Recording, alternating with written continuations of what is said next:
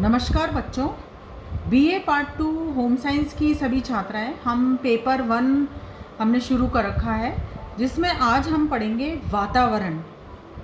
वातावरण बालक के विकास में बहुत ही महत्वपूर्ण प्रभाव डालता है। वातावरण के अंतर्गत वे सभी वस्तुएं सम्मिलित होती हैं जिनसे व्यक्ति चारों ओर से घिरा होता है तथा उसके संपूर्ण जीवन को प्रत्यक्ष या अप्रत्यक्ष रूप से प्रभावित करता है। बालक के विकास में वातावरण का बहुत ही महत्वपूर्ण योगदान होता है। यदि एक अत्यंत ही प्रतिभाशाली और बुद्धिमान बालक को भी गलत संगति में डाल दिया जाए तो वह संगति उस बालक को आपराधिक प्रवृत्ति की ओर ले जाती है। इसी प्रकार से यदि एक सामान्य बुद्धि का बालक को उचित वातावरण प्रदान किया जाए और उसको अच्छी संगति में रखा जाए तो वो एक अच्छा व्यक्ति बन जाता है। जीवन में अवश्य ही वो कुछ ना कुछ अच्छा ही करता है। वातावरण अनेक प्रकार के होते हैं। सबसे पहला है भौतिक वातावरण। भौतिक वातावरण के अंतर्गत वे सभी चीज़ें आती हैं जिनको हम देख सकते हैं या जिनको स्पर्श किया जा सकता है, जो हम चारों तरफ से हम जिनसे घिरे हुए हैं, जैसे जल, वायु, भोजन, स्वच्छता, मनोरंजन के साधन।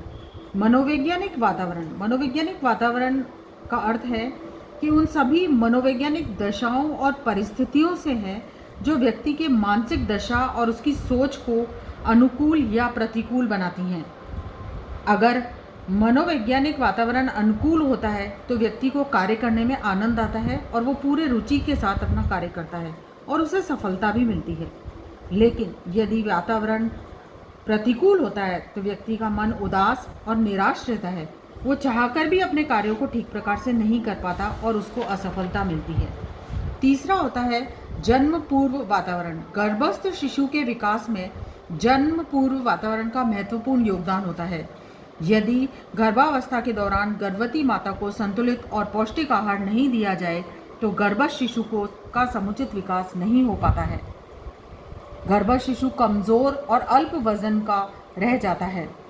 इसलिए गर्भावस्था के समय में माता को संतुलित भोजन और पौष्टिक आहार लेना चाहिए, जिससे कि बच्चे का मानसिक और शारीरिक विकास अच्छे प्रकार से हो सके।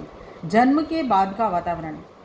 जन्म के बाद भी परिस्थितियां और वातावरण का बालक की वृद्धि और विकास पर अत्यंत प्रभाव पड़ता है। यदि बालक को उपयुक्त वातावरण नहीं मिले तो उसकी मृत्यु भी हो सकती है। उम्र बढ़ने के साथ साथ बालक को पढ़ने लिखने, खेलने कूदने का वातावरण भी प्रदान किया जाना चाहिए, जिससे उसका शारीरिक और मानसिक विकास हो सके। पारिवारिक वातावरण। माता पिता और परिवार के सदस्य ही बालक को सबसे पहले प्यार करते हैं, उसको स्नेहपूर्वक अपनाते हैं, जिससे बालक का समुचित विकास होता है। इसलिए परिवार के जो आंतरिक वातावरण है उसका बालक पे अत्यंत ही गहरा प्रभाव पड़ता है, तभी उसका विकास उचित प्रकार से हो पाता है। विद्यालय का वातावरण। जिस विद्यालय में बालक पढ़ रहा है वहाँ पे समय पर विद्यालय जाना, सत्य बोलना, कक्षा में शांत रहना, शिक्षक की बात मानना, बिना आज्ञा के बाहर नहीं जाना, ये सारी अनुशासन की बातें बालक विद्यालय में जाकर के ही सीखता है। यदि विद्यालय का वातावरण अच्छा, शांत प्रिय और अनुकूल होता है तो बालक अत्यंत ही सफल व्यक्ति बन सकता है। सांस्कृतिक वातावरण। संस्कार और संस्कृति किसी भी देश और समाज की रीढ़ की हड्डी होती हैं। इसके बिना देश का विकास संभव नहीं है। बालक के विकास में सांस्कृतिक वातावरण का भी बहुत महत्वपूर्ण योगदान होता है, जिसको हम अनदेखा नहीं कर सकते। बालक जिस संस्कृति में पलता बढ़ता है वह संस्कृति उसके व्यक्तित्व के विकास में सहायक होती है। सामाजिक वातावरण। बालक के विकास को प्रभावित करने वाले कारकों में सबसे महत्वपूर्ण है सामाजिक वातावरण। समाज में रहकर ही सामाजिक रीति रिवाज, दर्शनों, मूल्य, लक्ष्यों को सीखता है और उन्हें वो अपने जीवन में अपनाता है, अतः उसमें सामाजिकता का विकास होता है। यह सामाजिक परंपराओं का निर्वहन करना सीख जाता है।